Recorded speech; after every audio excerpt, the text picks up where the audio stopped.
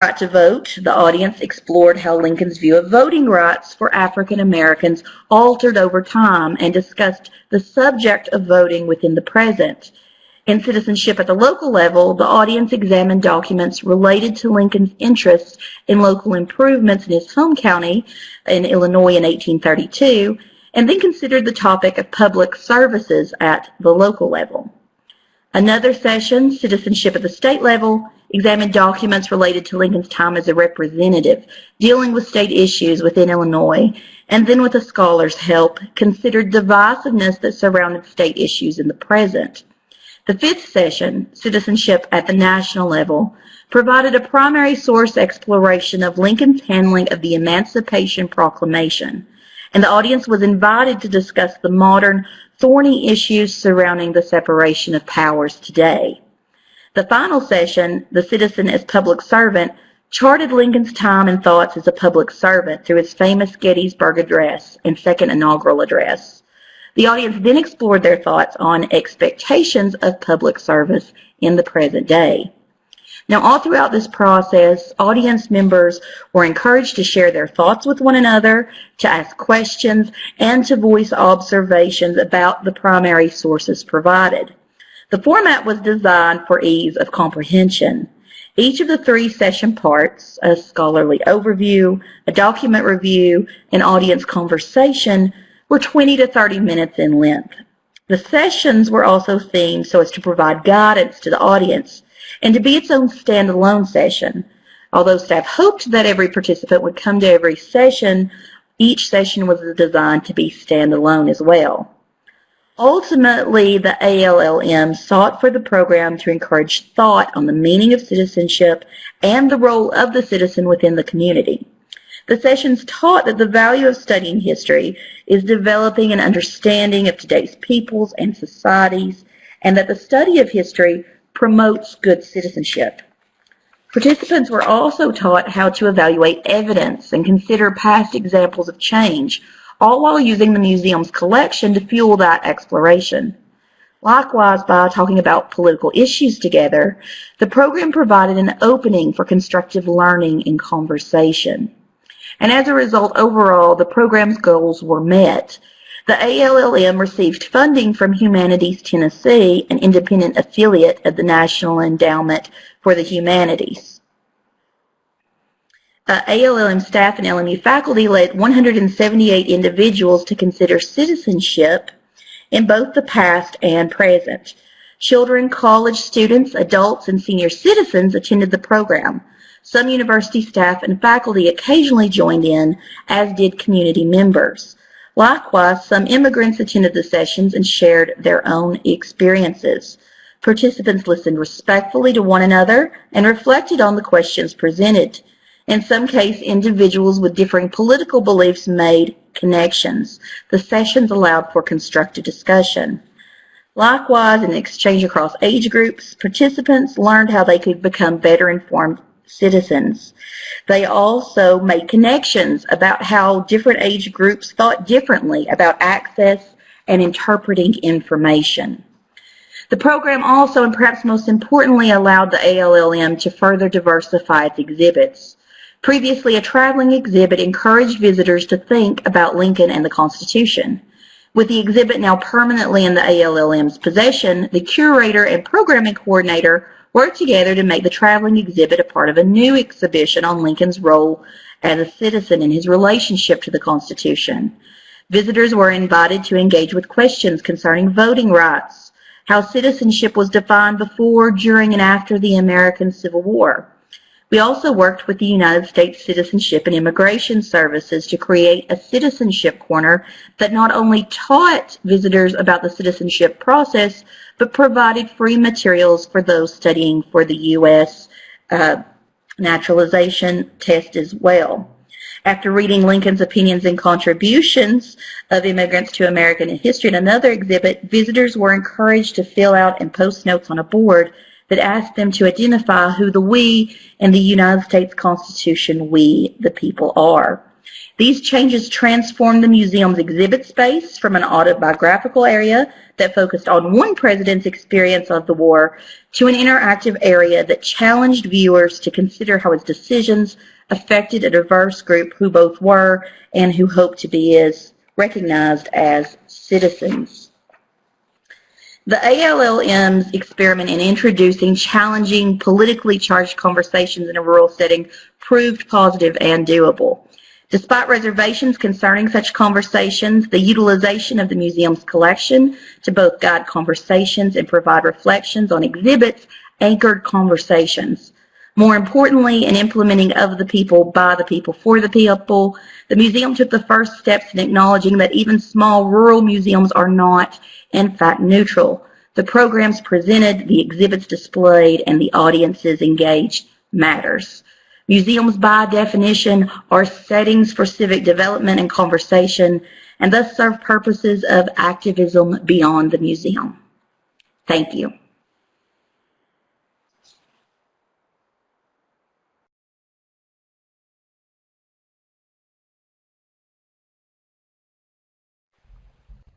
Great, and thank you, Natalie. And next up, we have Sara Torres Vega, who is an education research assistant at the Museum of Modern Art in New York. And her presentation is entitled The 21st Century Museum as a Lab, Lessons Learned from MoMA's Educational History. So take it away, Sara. Thank you. Hi, thank you for having me in this symposium that I think is addressing a very important issue. We at the Museum of Modern Art, I'm right here now in cloudy New York today, we are approaching a very big expansion. And we like to say that what we are doing now can be divided between after the expansion, before the expansion. It's like our ways of measuring time right now. And it is an excellent opportunity because with an expansion, we need to find a way of reimagining what we are as an institution. And this presentation is called the 21st Century Museum as a Laboratory. And one might say that what does a museum have to do with a laboratory, which we in our popular culture imagine as a space with beakers, burners, and other appliances to carry out experiments. But I would like to approach the concept of laboratory from a broader perspective, from the idea that museums can be places that no longer exhibit or display uncontestable truths, but a place where ideas can be challenged, tested, and co-created. And what a better way to make sense of what we are now, that looking at our past to make sense of our present as we look at our future. And Alfred Barr, the first director of the museum in 1939, while he was celebrating the 10th anniversary of the museum, said the Museum of Modern Art is a laboratory. In its experiments, the public is invited to participate. So the skeptical researcher that is in me, thought the Museum of Modern Art is a laboratory, and I was thinking, well, curatorially speaking, it was a laboratory. It was exhibiting experiments in modern art, painting, sculpture, drawing, film, photography, design, objects of design, art made by children as well, for an audience, a New York audience that was relatively new to it. But then the second part, in its experiments, the public is invited to participate. That took me a long time to figure out what he was talking about. And as they say, it was under my nose, the answer. It referred to education. I'm an education professional at the Museum of Modern Art. And in 1937, 2 years before Alfred Barr said that the Museum of Modern Art is a laboratory, Victor D'Amico was hired as the first director of the educational project, as it was called at the time. That was the great grandparent of our current education department. So what was this educational project about? It was an intent to bring people inside the museum that would not naturally be inclined to visit, with an approach to understanding modern art through process, through art making, and literally have people experiment with the museum and co-creating the museum. The people in charge of this experiment were artists and they were educators. At this time and this context, education on art was not separated from one another. We would be talking about education as an art form.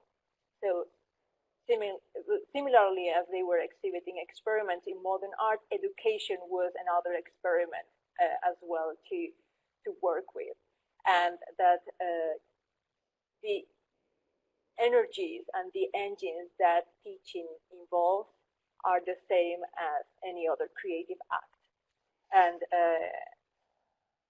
we have, for example, Annie Albert's thought at the Museum of Modern Art, and it all had art experience as a problem-solving situation.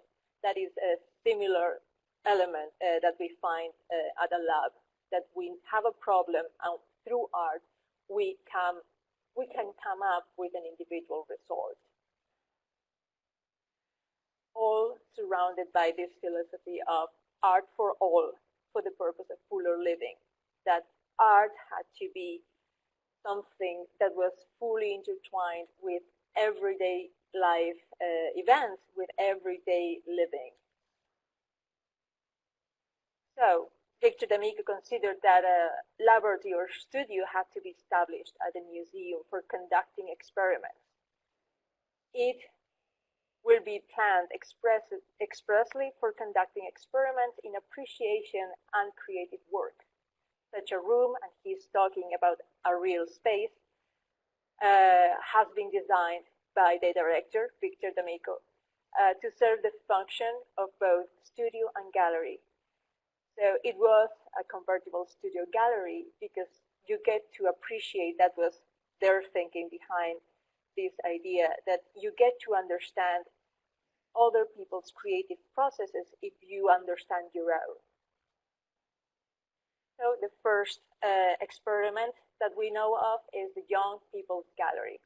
Young People's Gallery was a space that was designed both as a gallery and a studio, and in this place, you could see teenagers handling original artworks, choosing what would go on the walls. There were student juries organized so that they would work with the education team so that they could come up with exhibitions. This space had the same status as any other gallery in the museum. And this is one of the exhibitions, Creative Growth, Childhood to Maturity, in 1939. This exhibition was the first solo exhibition by a woman at the Museum of Modern Art, and it was curated by a student jury, by the education department. And we see how it could change, so that with this design, well, it was designed, all this furniture, by the education department, so that it could allow people to go to the museum and have a creative experience through art making. And it all had an underlying philosophy that has to do with, well, the value of art in the society of the United States. It was about championing art. We cannot scrap art or the art teacher in the curriculum without scrapping America's creative power. Then the following experiment that happened in the same place as the Young People's Gallery was the Children's Art Carnival. This Children's Art Carnival was a space that was divided into different areas. The first one was about motivation. The child would be exposed to different elements, different playthings, different artworks that were hung at children's eye level, and that the children would be able to, in many cases, touch, so that they could fully experience what modern art was. And the other area was to apply all the learnings, all the creative stimuli that the children have perceived in that motivational area and translate it into something something tangible, something, an object, or something else that might have been a song, might have been a poem that had to do with all that sense of experimentation that modern art involved. So this space would have served as a laboratory in two ways. On one hand, children were there to experiment, to have a direct interaction with art making. And on the other, teachers and parents would be observing how children get to interact with art in a controlled atmosphere. So we have this notion of experimentation of the museum that potentially can absorb the experimentation of its visitors to become a better institution, that I found very interesting.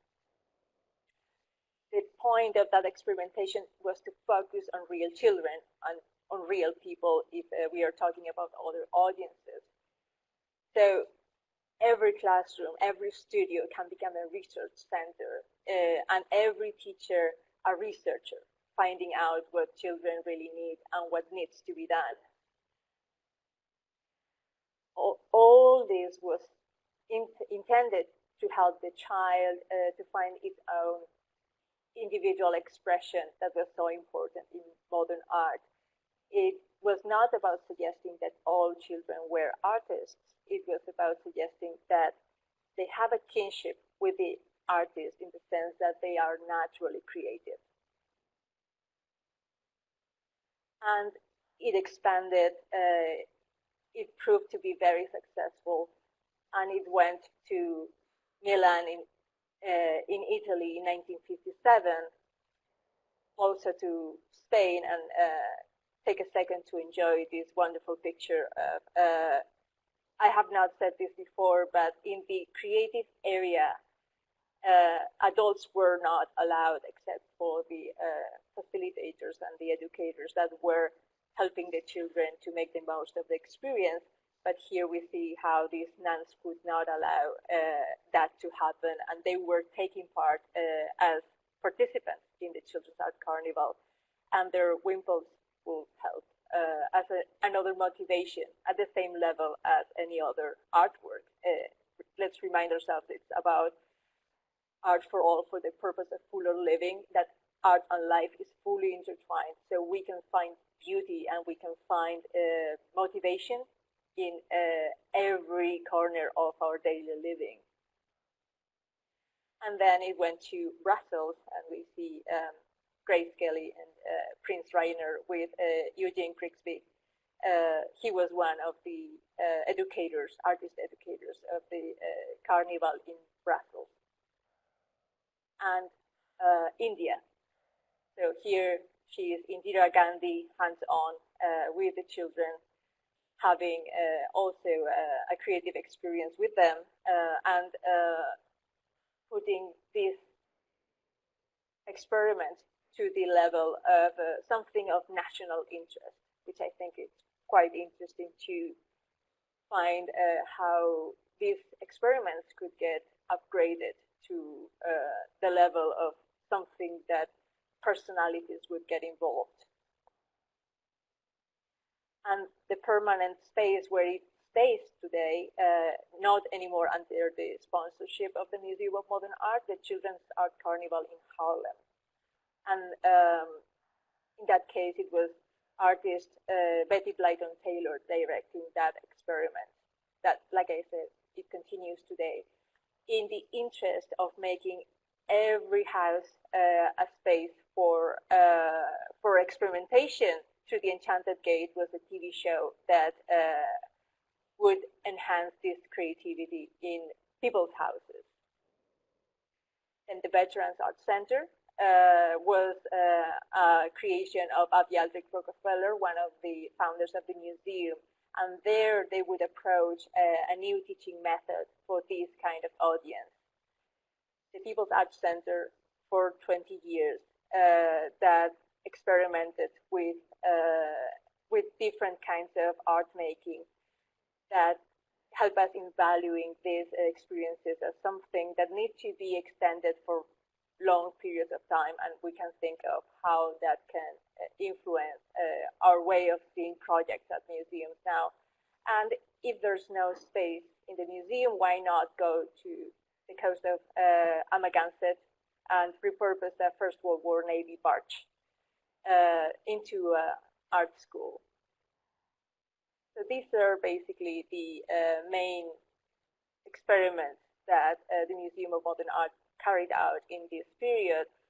So this idea of sharing curation of the elements that we decide to display, the importance of motivation and experimentation in the museum environment, that museums can create spaces to be responsive to social needs, like in the Veterans Arts Center, and that we know that experiments can only be meaningful if they are carried out in the long run.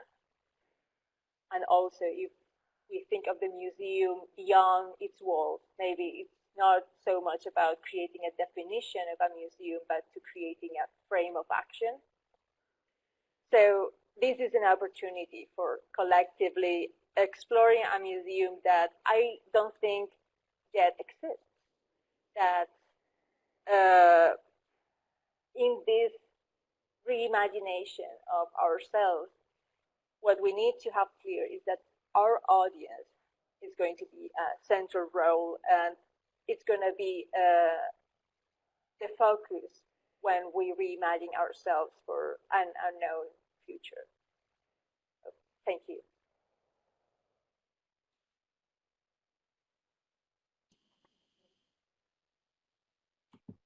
So now our third presenter is Diana Marsh, who is a postdoctoral fellow at the National Anthropological Archives, National Museum of Natural History, Smithsonian Institution, and she will be presenting her paper on Toward Inclusive Museum Archives, User Research at the Smithsonian's National Anthropological Archives. Okay, thank you. Can you hear me okay? Yes. He nods. So thank you, Susie, and thanks to the whole organizing committee for having me here. So yeah, I'm a postdoctoral fellow at the National Anthropological Archives, which, as I'll talk about, is very nested within the Smithsonian. It's within the Department of Anthropology in the National Museum of Natural History at the Smithsonian Institution. And I'm an anthropologist by training, doing research there. Today I want to talk about inclusivity in this large National Museum archival collection. And in terms of ICOM's definition of a museum, I want to focus on broadening the notion of access. You know, the idea of open to the public is in there, but as we saw in Francois' talk, there's this possibility of adding to those kind of functional areas, access and inclusion and other ideas there. And in this case, I'm going to talk about specifically non-academic and Native American community users in the archives who are main kind of stakeholders outside of kind of traditional academic researchers. And I'm going to talk about this research project that I've been doing over the past year to talk about how we're going to try to incorporate user feedback into the way we think about increasing access. So just to give you a little background about the National Anthropological Archives and formerly Human Studies Film Collections, or National, sorry about that, National Anthropological Film Collections, founded in 1879 with the Bureau of American Ethnology.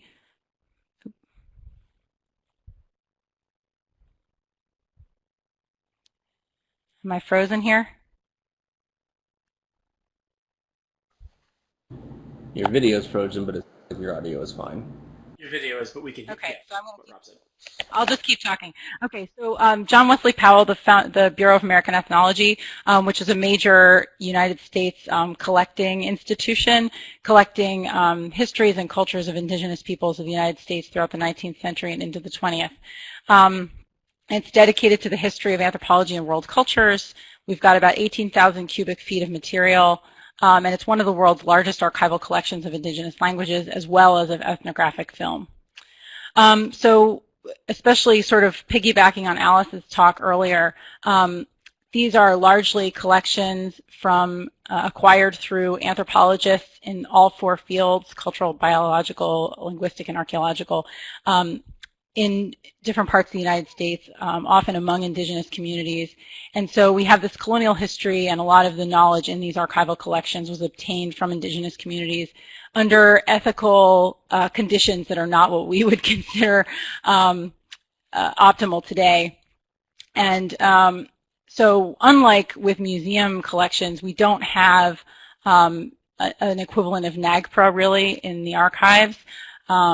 So since 2006, archival collections like the National Anthropological Archives have been trying to follow the protocols for the treatment of Native American and archival materials, which were put together in 2006. And it's very exciting for the archival field that just this past summer, this past meeting of the Society of American Archivists, the Society actually adopted these protocols formally. So there's now a much stronger mandate to all archives that have these collections to treat indigenous sovereignty seriously, and also to think about culturally sensitive access. So when we say access, we don't mean everything's open to everyone all the time, but that there are cultural protocols associated with different kinds of records that might be sensitive or might, as Alice brought up, might have certain gender restrictions or certain seasonal restrictions, that kind of thing.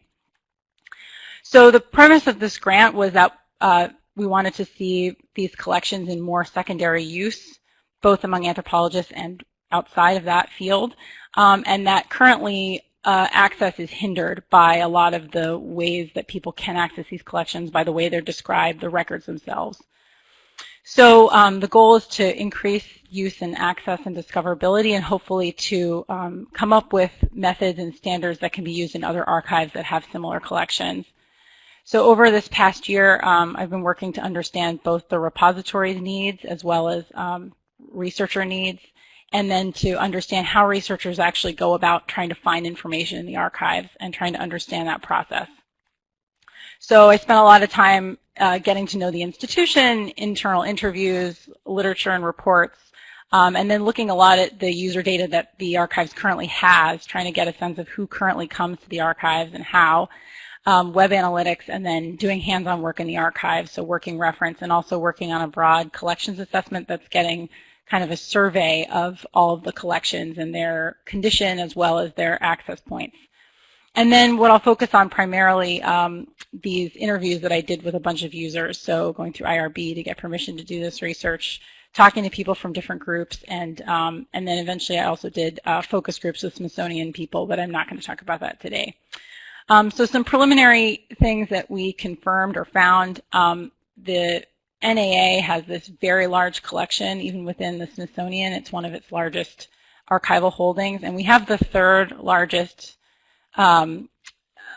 group of users in person of any of the Smithsonian's archives. And considering how nested we are and how very few people have heard of us, it's pretty impressive that that many people make it physically to Suitland, Maryland, where we're located. We're not even on the mall. And we also get users from 49 U.S. states and 33 countries. So we have a lot of use of these collections. And not surprisingly, we have major intellectual access barriers. So of the collections that we surveyed this year, which were just our named collections, aka papers of Ruth Landis, so they're organized by the anthropologists who created those or collected those records. Only 16% of those collections have a kind of up-to-date ideal finding aid, keyword searchable, an END encoded finding aid that's online. And only 28% had any finding aid online. So a lot of the collections that we have are basically only accessible if you get in touch with us and we send you a PDF that explains what's in these collections, or they have almost no record at all. They have some really basic record. And then our website is really difficult and challenging and confusing, and very few people actually stay on it when they get there. So that was interesting to find out. So I spent some time going through our 2016 users, because that was kind of the most recent complete sort of data set, if you will, that we had, and broke it down. And it turns out Native community researchers are our second largest group of users. So that's important to have confirmed. We sort of thought maybe that was the case, but indeed it is, and that's really important. And also that we have an almost equal number of non-academic and academic users. So this is really not just a place for professional academic anthropologists to come research the history of anthropology. It has much wider use for people, you know, working on exhibitions or doing photo research or documentary films, doing their own community language programs, all kinds of things. And so what I did was interview a range of users kind of loosely correlated to this breakdown of who are our most common users. So some things that I found from interviews, indeed, the National Anthropological Archives is hidden, and people haven't really heard of it except through kind of word-of-mouth channels. A lot of the history of these collections has led to problematic, incorrect information. So, you know, a lot of, unfortunately, kind of racist terminology is still in there in some of these native records. A lot of our collections are dispersed. This is a common archival problem, but it makes it really difficult for people to find things when records might be scattered at multiple archival repositories across the U.S. And it's especially confusing that there's the National Archives right down the road, and we're the National Anthropological Archives. So that gets confusing for people. And then the depth of the description of these records. So there's often it's really, really slim description. So it'll be 500 boxes of someone's papers, and you'll get like a half paragraph that says these are the papers of such and such anthropologist, which tells you very little if you're a Native community researcher. Our online platforms are not really intuitive, and at the Smithsonian we have a lot of different entry points to collections, and as you know, many, many museums and a zoo that are part of the Smithsonian. And importantly, there are differences in how people search based on, you know, who they are and what their background is. So for instance, community researchers are more often going to look up Kiowa or Crow or a community name, and an academic researcher is more likely to look up Alice Hrdlička or the name of some anthropologist, which is how the records are actually organized. So there's an inherent difference in access based on how people think about information and how they search for it. So that's interesting. The logistics are prohibitive, so it's not enough to say that we're open to the public. We're in Suitland, Maryland, so we're not even on the mall. And you have to take a shuttle to get there. We have a very kind of intimidating badge process to get there. But also, if you're from a remote community, getting to Washington, D.C. is very expensive. And so we have to think about these as national collections that have very local implications, but that are distant from these people who want to have access to them. And not very much of our collections, you know, are actually digitized and online, as I said. And even fewer have actual digital surrogates, the actual archival documents digitized and online. And of course, that's not what people expect. Most users now expect that, you know, this is the Amazoogle world, and that if they search for something, they're going to find not just the thing they're looking for, but they're going to find a digitized document that's already there, and maybe it's even transcribed for them so they can keyword search through it. And in fact, of course, that's not the case in any archives, and certainly not here. So we have to deal with those shifting expectations. And then what I thought was really interesting talking to this range of people was that even folks with graduate degrees, Ph.D.s in history or anthropology had never actually received any training in how archives work. So they might have been trained in how to critically read archival sources, but not how to actually go to a finding aid and you know, understand the way, the sort of infrastructure of information. And so I think that's a something that we're looking at as a possible learning opportunity for everybody to sort of help people understand how archives are organized and how information is organized. So for the next 2 years that I'm working on this project, we're talking about getting more into the nitty-gritty with people by doing screen sharing and things like that to understand how they look for collections. And then we're also talking about doing some kind of wider survey to get at the people who don't currently use us at all. So what I did this year was all with people who already know who we are. It's kind of interesting to think about who doesn't know who we are and who are they and what would they do with these collections. So that's the purpose of possibly doing a survey. This past year, we've started to make some improvements. So we have a new appointment form so that visitors who come to us can self-identify who they are and what their interests are and why they want to look at our collections. And we have a new reference database to try to keep track of who people are and why they're coming. We're also trying to work more with other Smithsonian units like the Transcription Center. If you've seen, the Transcription Center does a lot of wonderful crowdsourced transcription of archival documents, and that's a great way to get more of our collections keyword searchable in Smithsonian systems. And of course, like everybody else, we're going to apply for grants and try to get some support to do both collections and research work. So returning to the general topic here, you know, for us, the designated communities for this collection are much wider than I think were originally conceived. And in particular, we're really committed to working to make these collections more accessible for Native researchers, but also a wider swath of the public. And we're hoping that this study will help us invite feedback from those different users and get a better sense of what they need and to help us make tangible improvements to increase access. And again, going back to Francois' sort of the functions of ICOM's definitions here, I think we need to be thinking about access in a much broader way and thinking about ethical, proactive, culturally responsive, nuanced access to these collections. And hopefully we can do that at the National Anthropological Archives, and other people can learn from the example there.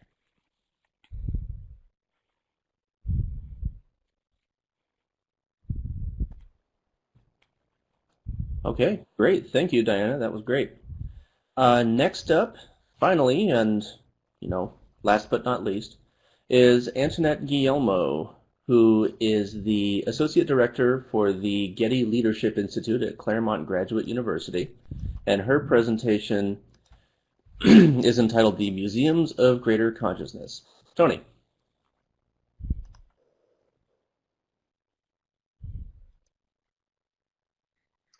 Hello, and thank you to ICOM and Southern New Hampshire University for the invitation to participate in today's symposium. And a special thanks to James, Susie, and Rob for their work organizing this event.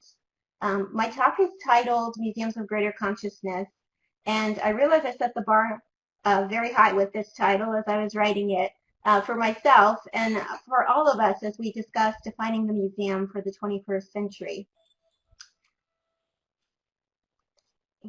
So I was inspired actually by cultural critic Neil Postman, who gave a provocative keynote at ICOM in 1989, extending the concept of a museum at that time.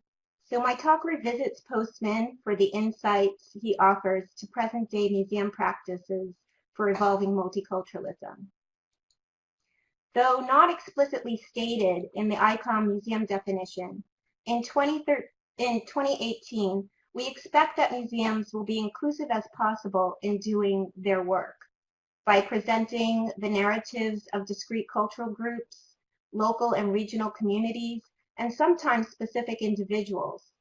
Museums also increasingly take a stand on social justice issues, although this too is not explicit in the museum definition. Without doing so, a museum potentially faces a loss of relevance to its audiences, criticism for being elitist or tone deaf, and condemnation for being neutral. So does evolving multiculturalism now require a new definition of the museum? In attempting to answer this, I'd like to explore 3 principles related to the work museums do around multiculturalism. The first is the inherent value of museums. In the 1980s, museums experienced tensions in balancing the delivery of entertainment versus education and faced the promises and perils of technology. Postman proposed instead that museums focus on human values. Things have changed since Postman's time, and we've seen a growing number of museums that now embrace humanistic concepts, such as peace museums around the world, the emerging Museum of Humanity in Los Angeles, and sites of conscience. However, Postman identified an inherent and enduring value for any kind of museum. He said, "A museum of any kind is an answer to a fundamental question. The question is, what does it mean to be a human being?" As Postman defined it, museums each create a living portrait of what it means to be a human in a particular time and place. Each museum, he said, has a unique story to tell about humanity that is specific to its time, location, mission, and collection. It's important for us to remember this value, but it's also informative for multicultural practices. A central characteristic of humanity in the 21st century, after all, is its diversity. A single museum cannot tell all the diverse stories of humanity. It seems then that a specific museum, at best, can use its collection to tell some of the stories, accepting that these may be directly relevant to only a local or limited audience, and/or the museum can use its unique specifications to present universals about the human condition that are relatable and meaningful to a broad and diverse audience. Postman identified another purpose for museums that resonates today. He proposed that a museum must be an argument with its society, a timely argument, that should run counterculture. He said, "The most vital function of museums is to balance, to regulate what we might call the symbolic ecology of culture by putting forward alternative views, and thus keeping choice and critical dialogue alive." This panel asks whether museums should be open forums to address these complex issues in the community. Some museums are doing the work that Postman proposed 30 years ago of keeping critical dialogue alive, and some of us feel that, as he suggested, we set forth a moral agenda for our times. In social justice work, though, museums should be guided by their unique strengths. Museums are uniquely suited to inspire philosophical, intellectual, or emotional insights, for instance, as opposed to outlining assertive actions or advocacy plans for their communities. Postman argued, "For it is essential to the survival of any culture that it maintain a dynamic balance in its symbolic environments, and to achieve that, its educational institutions must provide what its economic, political, and social institutions are not providing."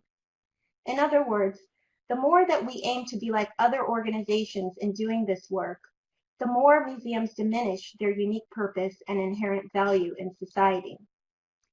A more pointed question for our forum today, then, is whether museums are obliged to do this work, and if so, should the definition of a museum be changed to include it? Multiculturalism and social justice are strong characteristics of the museum field in the 21st century, but they are not always characteristic of a museum. Museums help our visitors see the world and themselves in the world in new ways, and we know that sometimes this occurs through the quiet evocation of awe, beauty, and wonder from the objects, rather than from a strong didactic or political stance. Writer Adam Gopnik describes a mindful museum for the 21st century as one that does not always seek to explain. Whether a museum should provide forums to openly address complex issues truly depends on the specific museum's mission and its underlying motivations for doing so. Some museums will choose not to open their gates to these debates. Do we regard those museums who abstain as any less qualified to be called a museum, or as any less useful, relevant, or inclusive? A second principle for multiculturalism is relevance. A challenge with relevance is it presupposes that the museum needs to be relevant to something or someone. And this is apparent by quickly looking at the various metaphors used to describe the museum. In the 20th century, scholars and critics likened the museum to a temple, a cathedral, a storehouse, a department store, a cafe, and a machine or factory, among other things, including a laboratory. These metaphors speak to the strategies of display or the character of the visitor experience. In recent years, we have seen a different set of descriptors that speak to the values of the museum itself.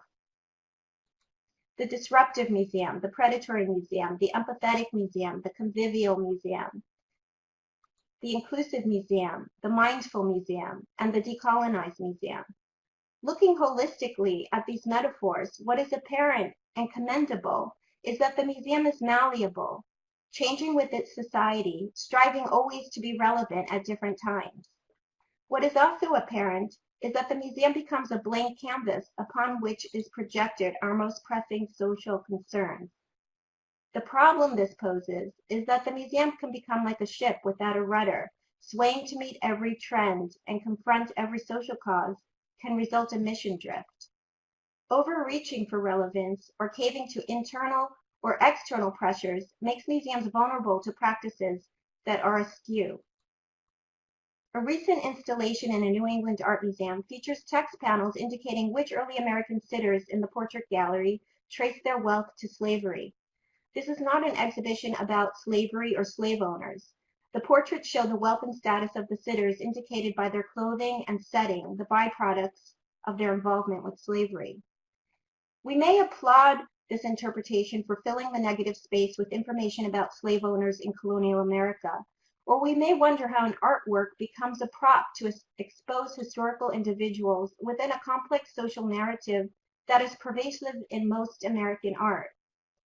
Yet, even if a museum does not present the stories of a multicultural group or social identity group, it is still relevant to the individuals that visit.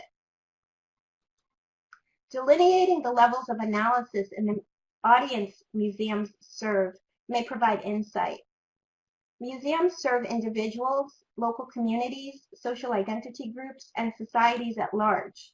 Research and theory tell us that individuals come to museums with different learning goals and motivations, or to construct and reinforce personal identity. Even while museums are consciously striving to be relevant, though, one institution cannot be inclusive to all constituents. Museums en masse, the diversity of museums, however, have the capacity to cover a lot of ground. Postman recognized what he called a great conversation among the museums of the world, in which each museum seems to make an assertion about the nature of humanity, sometimes supporting and enriching each other's claims, but just as often contradicting each other. He added, "It is not possible to have too many museums, for the more we have, the more detailed and comprehensive will be the portrait of humanity." We can ask, how might the diversity of museums be leveraged to foster collaborations into the 21st century that evolve multiculturalism in ways beyond the capacity and impact of a single institution? The third principle is inclusion, meaning I am represented and I have a voice. And this leads to another question posed in our panel. What role should the broader public and other stakeholders play in the design and interpretation of exhibits, programs, events, and communication? In 2017, curators at the Getty Museum solicited public feedback on social media while developing an exhibition about marginalized groups of the medieval world. They sought to encourage transparency and a dialogue on diversity and inclusion, and connect European manuscripts to a contemporary multicultural audience. Among the responses on Tumblr, art critic Holland Cotter called for museums to start telling the truth about art. Postman would agree. In 1989, he proclaimed, "What we require are museums that tell us what we once were and what is wrong with what we are, and what new directions are possible." Museums do well to examine their inclusive practices and to push the boundaries of their scholarly expertise and authority as they invite others into the conversation. In probing the complexities of co-creating content, Philippe de Montebello, former longtime director of the Metropolitan Museum, cautioned, "The only thing is that the museum must never lose the sense of authority, not authoritarianism. The visitors must always have a sense that what is presented to them is the result of deep thought, calculated actions, and expertise." Once again, this rings true for Postman, who said, "We do not need museums in America unless they frame what they show us from some critical point of view." Alongside deeply layered interpretive approaches or collaborative processes, museums still have a professional obligation to curate co-created content responsibly. As museums seek to balance the diversity of voices, the attending question arises of who has the authority to speak on behalf of the museum, or any other cultural or social identity group for that matter. The controversy earlier this year surrounding the hiring of a white curator of African art at the Brooklyn Museum marks a crisis point. In a recent op-ed in the New York Times, philosopher Kwame Anthony Appiah advocates to go ahead, speak for yourself, and proposes that not every opinion needs to be underwritten by your race or gender or other social identity. Inevitably, when one story is told in museums, or one voice is heard in the galleries, others are left out. Museums should take heed in these processes that one dominant narrative is not just supplanted for another. The work requires that museums lead dialogues where all can listen with greater empathy and respect to the uniquely individual voices of others. In the last 30 years, the field has awakened to the inherent biases and injustices in the objects museums have collected, in the ways they are displayed, and in the communities excluded. This work of evolving multicultural methodologies is our special craft as museum professionals, and it is an ever-evolving skill. Sometimes the portrait of humanity museums offer falls short and is painful to look at, requiring amends, as the case with Sam Durant's scaffold sculpture at the Walker Art Center last year. And sometimes we can celebrate milestones, as with the opening of the National Museum of African American History and Culture. It's important to call out inequities of all kinds so that museums can do better, and it's equally important to look back at how far museums have come since the 1990s. Without marking progress, the pared-down story of museums excluding people of color never shifts into a contemporary vision and a new empowered reality about alliances and inclusion. Museum forums can host polemic conversations that put communities at odds with each other and call out dominant narratives in opposition to subverted ones.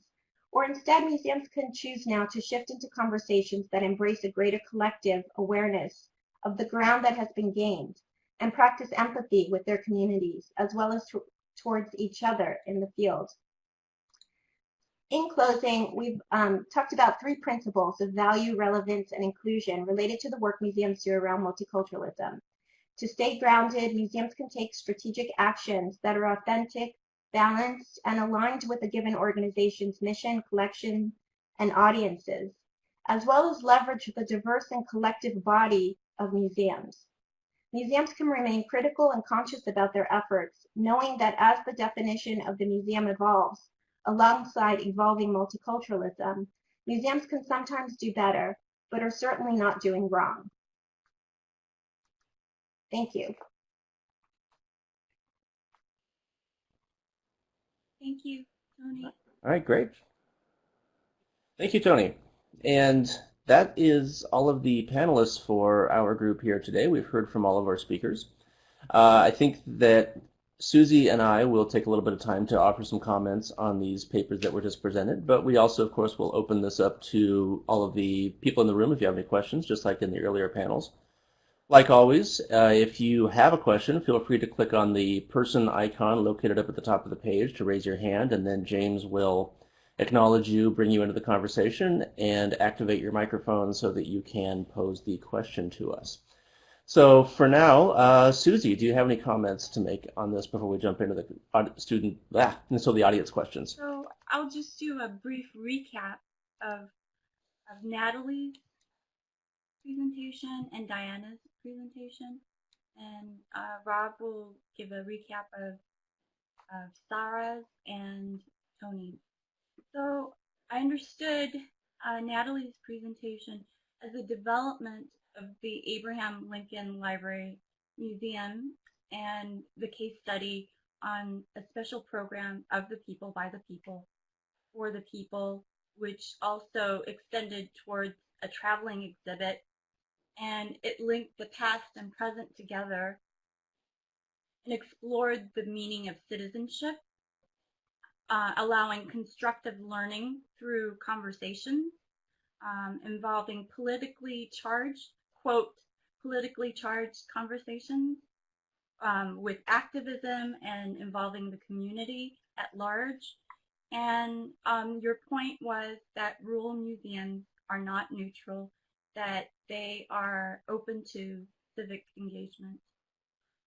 And then I will recap Diana's, and she showed us the development of the National Anthropological Archives. And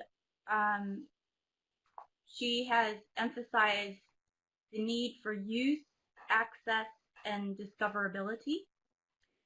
And you defined all your weaknesses so well, a detailed analysis of the weaknesses.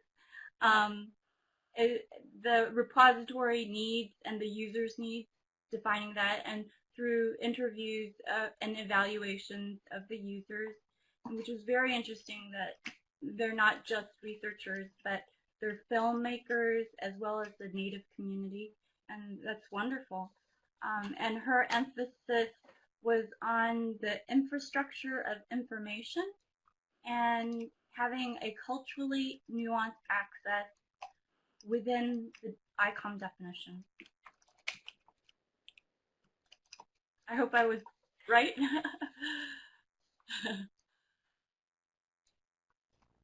Rob? All right, and and then we'll come back around to see if anybody has any questions. But before we jump to that, I'll offer some comments on the other two papers. Sara's paper really did a good job of talking about the imagery of the museum as a laboratory, which is something that's always been interesting to me. Bruno mentioned that in our interview for the podcast a while ago, and so I like to think of people like Victor D'Amico as, mad scientists pushing the boundaries of what's possible in the confines of a museum. But I also love the focus on experiential museums and programs. Since I've been part of the planning for this symposium, I, of course, keep bringing up museums to everybody in all walks of life, whether they want to hear about it or not.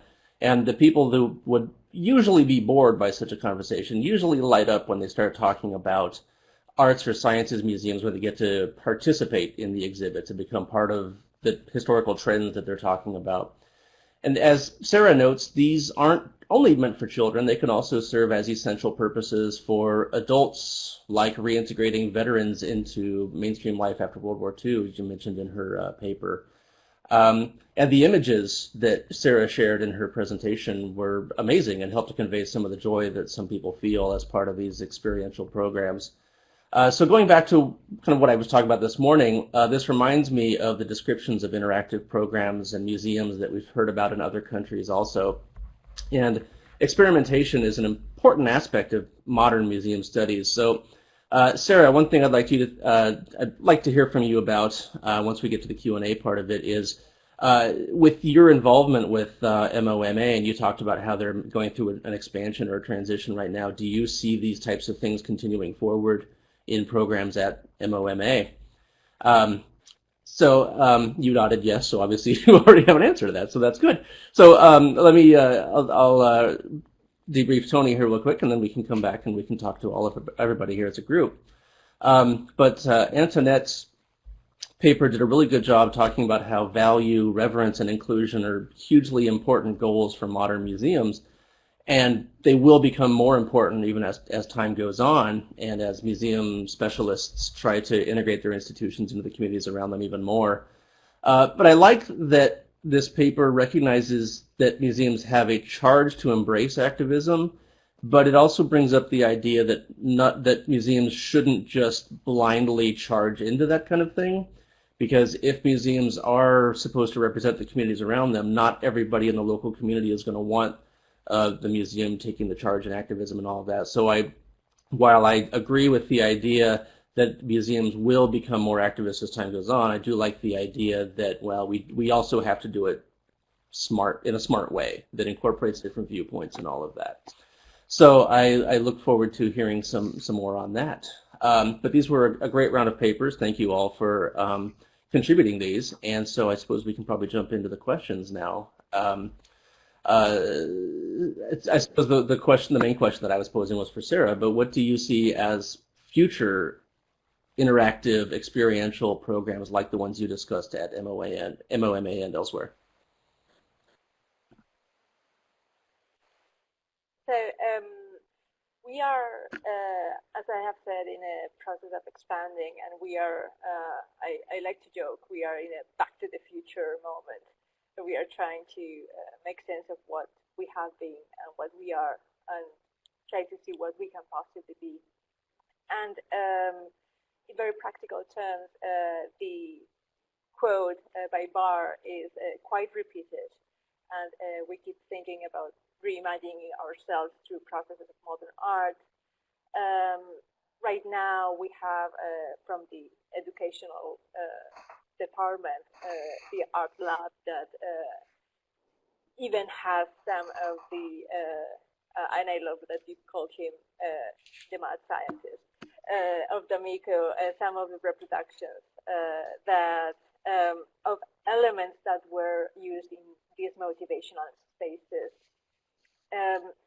We also had last summer the People Studio, and again, to the idea of the people, by the people, for the people, that it is something we need to take very cautiously. I understand that from the perspective of the institution giving the opportunity for people to create, we need to be careful with how we address that. But at the same time, we are recovering, in a sense, something that I don't think was ever lost, that the galleries are places for things to happen in accordance to the collection.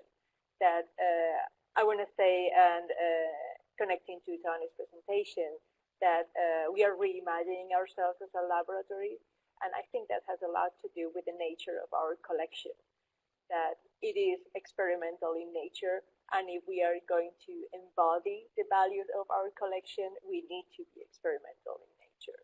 Otherwise, we would be misleading the audience or not being honest with ourselves.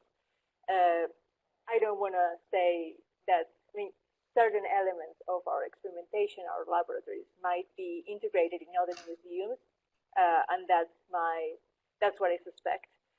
But definitely, it has to do with our own DNA. Yeah, that makes a lot of sense. And experimentation is the way that you're going to survive going forward.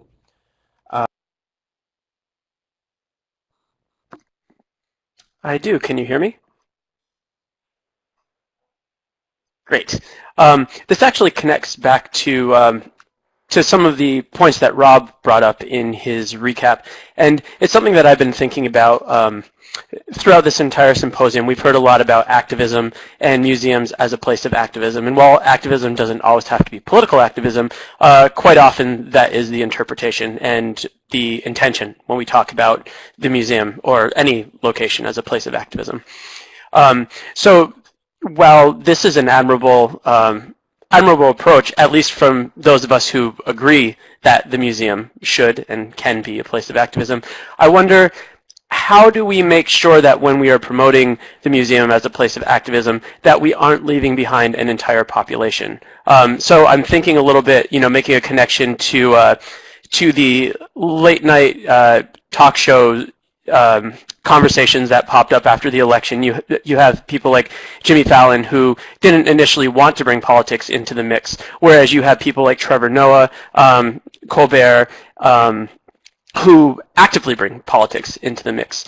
And then what do you do when the activism, if say you have a museum that promotes an activist agenda, but that agenda runs counter to something that an academic who might be of a liberal bent might support? How do you then allow for those dissenting activist voices that might follow a more conservative or anti-liberal agenda?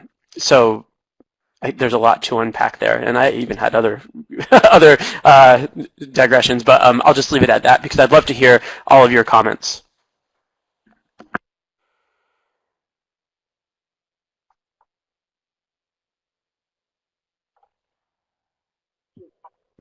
Anyone? Well, I think, Tony, this was probably most directly related to your. Okay, great. Thank you. Yeah, thank you, James, for that question. And I'll go ahead and start with just some thoughts because I've been thinking about it in the context of multicultural methodologies and the overlap there into areas of social justice. And I think, you know, as I was sort of thinking through the position, that a museum might take is that it's, you know, it's moving into the 21st century. It's almost unavoidable and actually part of what makes a museum unique to be able to provide these open forums. So I think that that's actually a very good thing for a museum to do and to embrace and not really feel like they have to have the answer in hosting a forum, but to be able to, like Content in the Gallery, help curate a responsible discussion about the issues. And just like Content in the Gallery, it's going to isolate some people that maybe don't want to come to that discussion. But I think what's really key there is that the museum doesn't jump into going beyond the limits of what its strength is as a museum, which is, you know, doing social justice work as a museum, which is helping people to see things that are emotional or intellectual or educational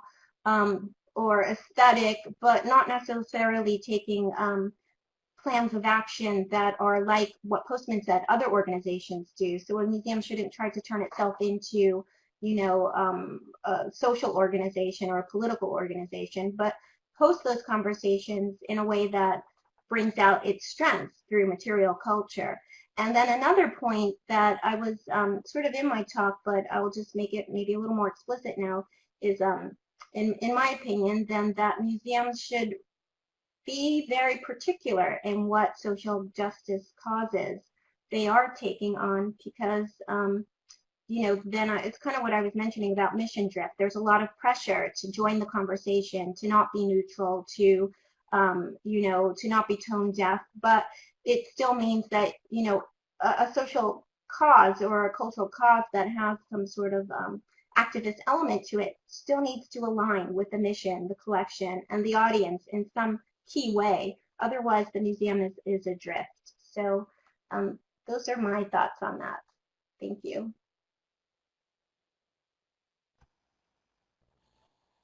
There's also just the idea that museums usually have limited resources, so you can't always jump onto every cause because you only can.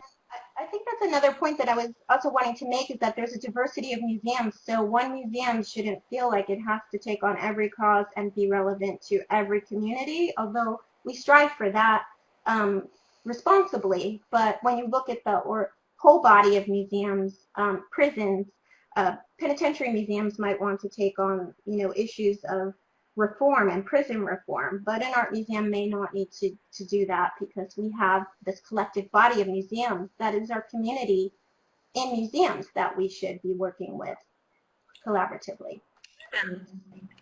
And I would agree with that and follow up on Tony's. One of the reasons that we picked to talk about citizenship and voting rights was because with the Civil War amendments to the United States Constitution, the 13th, the 14th, and 15th, and Lincoln being so tied into conversations about that, we were able to create a staging ground for those conversations. But it goes to like what Sara was talking about as well.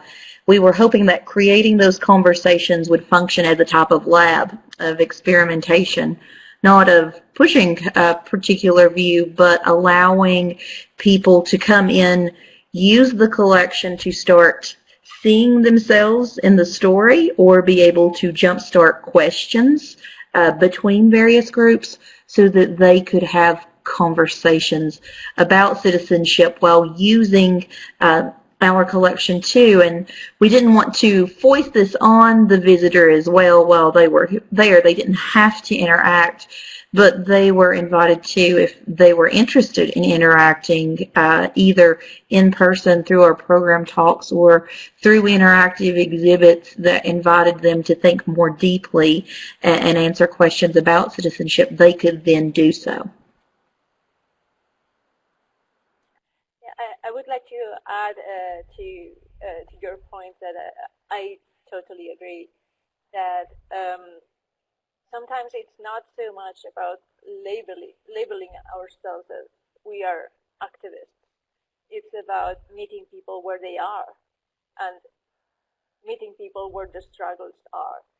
So just to give you an example, in the galleries last summer during the Barcelona attacks, well, we had to talk about it, even if it was out of our route, and we are all human beings and we are aware of what is going on. We need to find ways of embracing that while we keep in our own agenda. That is, I agree, it's very important that we need to be permeable to whatever is going on. That if we talk about Picasso and somebody talks about the Me Too movement, we address that. That's not an issue. The other thing, you know, I work at the Natural History Museum. That's like the bigger institution that I work for. And, you know, at the Smithsonian in general and in natural history, you know, we're not going to be politically partisan in any way. National funding, it's very important to be kind of not taking any political agenda. But, you know, I think promoting what's currently the consensus in science about, say, climate, or promoting the new ethical paradigms that we need to be understanding in terms of indigenous peoples or indigenous histories or any of those kinds of things. We can promote those ideas and try to, you know, help people be exposed to those things who might not otherwise be exposed to them. But the other thing I think that's important in our context, I mean, the archives almost never do anything in the exhibitions, but the exhibitions at Natural History have very long timelines. So, you know, you wouldn't bother to, you know, if an exhibition, even the temporary exhibitions, take a long time to put in place and are up for a long time. And so I think just even in terms of logistics, it's not worth it. You know, our permanent galleries are up for like 30 years and the temporary halls can be up for 5. So, you know, you're not going to try to respond to those things, and instead people try to kind of just present what's the newest thinking, the newest ideas, and try to get people, meet people, as you were saying, Sara, where they're at in terms of those ideas and try to make them palatable for people. I was very impressed. Yes, I wonder if this is going to be more the realm of local community museums rather than a large-scale national museum, because maybe the local museum is able to take on the causes that are important to the people that live directly around the museum or something. So yeah, I guess that's maybe another way they can limit their involvement in different causes, is just pick the top causes that So I was just wondering, because I've never been to the National Anthropological Archive. I've been to the National You're in good Archive, company.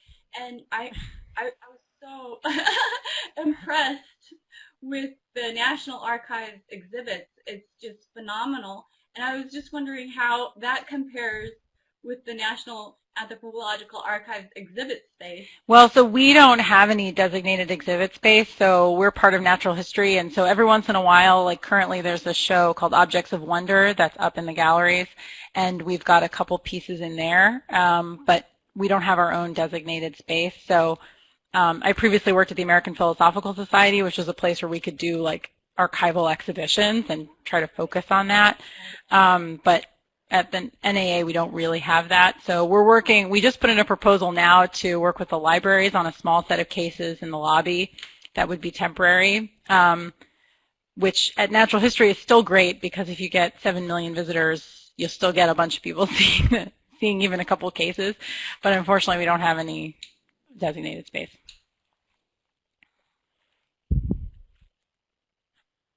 That must be very interesting to compare the American Philosophical Society's development with the National Anthropological Archives development, to see, you know, the differences and how they collected and their rationale. Yeah, and in some ways, it's almost like going chronologically. So the APS was really big on collecting indigenous languages up until, you know, the early 19th century, and then a lot of that stuff became government collecting, and then the Smithsonian took on a lot of that work that had previously been in these kind of smaller intellectual societies. So I sort of moved chronologically from one job to the other.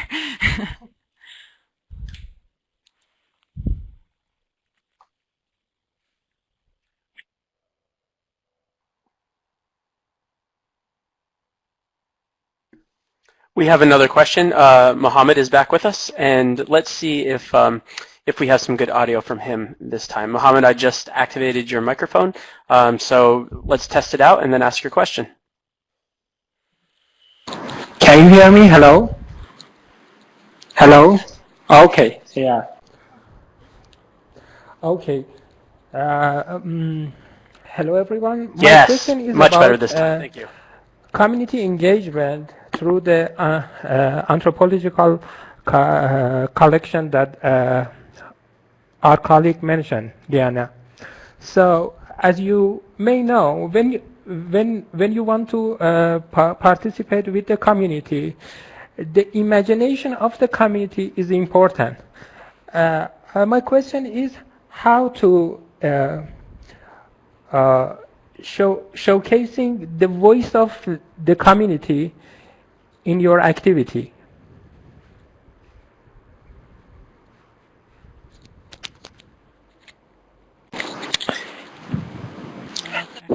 Yeah, so one trying to do that is incorporate commonly needed knowledge into the records themselves. So in terms of the actual, catalog records or finding aids that we have, trying to get more Indigenous input into those. But that's happening in a pretty limited way. And like I said, we don't have exhibition space, so we'll have, we host every 2 years the National Breath of Life Archival Institute. So it's some 30-odd Indigenous language speakers come to the archives and work with the language materials. And during programs like that, there are blog posts or public forums and things like that. But currently, it's more internal, like trying to get community voice into the actual archival space and into those records, if that answers your question.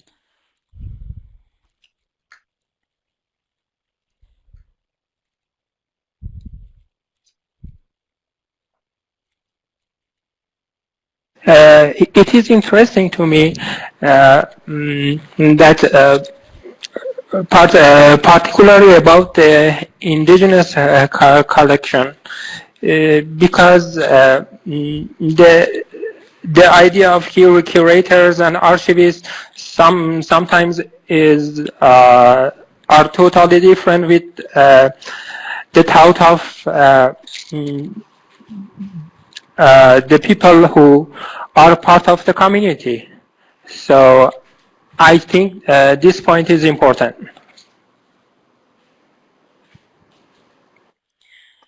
Yeah, and I think similarly, the way, the way, as Alice was talking about, the whole way that you think about what, an object is or means, or how something should be organized, or what curation even is, or, how you might think about the uses of museum or archival collections is, really different between different communities.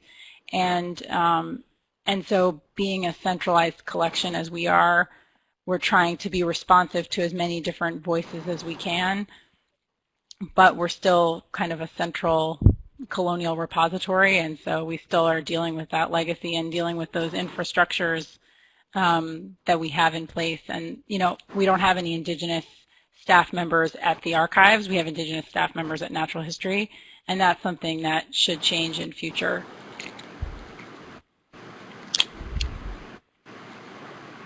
Yeah, it sounds good. Thank you.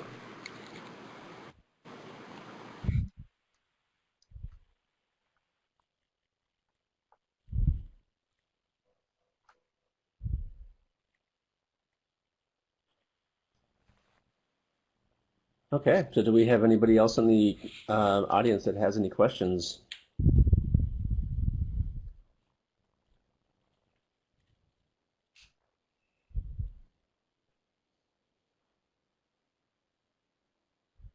Okay, well, I guess that's that.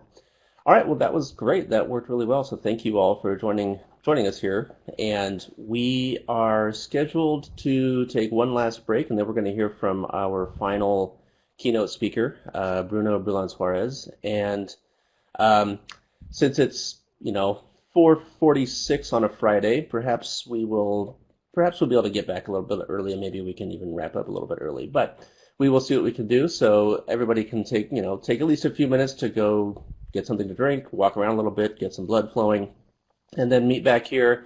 And as soon as everybody's back and we've got Bruno ready to go, we will start up again, and we will finish the rest of our presentation. So thank you all, and again, go ahead and the panel 3, you guys can go ahead and shut down your microphones and your camera. Thank you.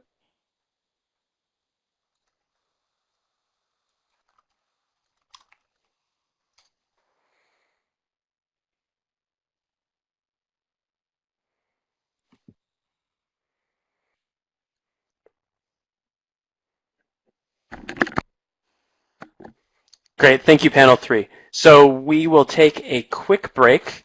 I know that that we did schedule out 15 minutes, but I know that it's also getting late on a Friday afternoon, and Bruno is ready to go. So let's take about 3 to 5 minutes. As a break, we will have Bruno go on at about 4:50 or 4:51 rather than at 5 o'clock, and that way we can finish up with some closing remarks and get everybody out of here soon. You've all hung in there, and it's been a great day and a lot of conversation and themes to digest, so a few minutes at the end of the day would probably do everybody some good. So Bruno, we will be back with you in about 2 to 3 minutes.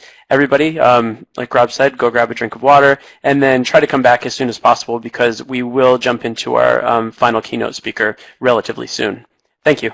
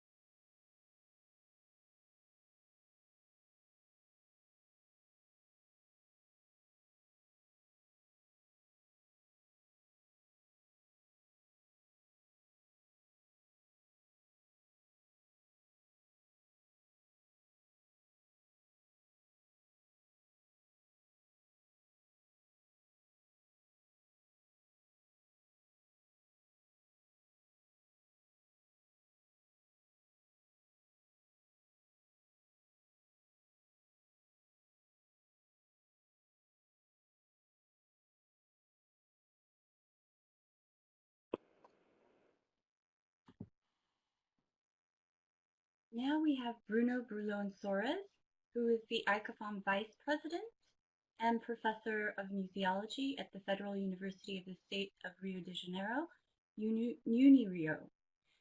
Bruno, we first wanted to extend our heartfelt empathy to the loss of Brazil's heritage and the tragic fire at the National Museum of Brazil last week, and we're awaiting to hear your experiences with the current state of museums in Brazil.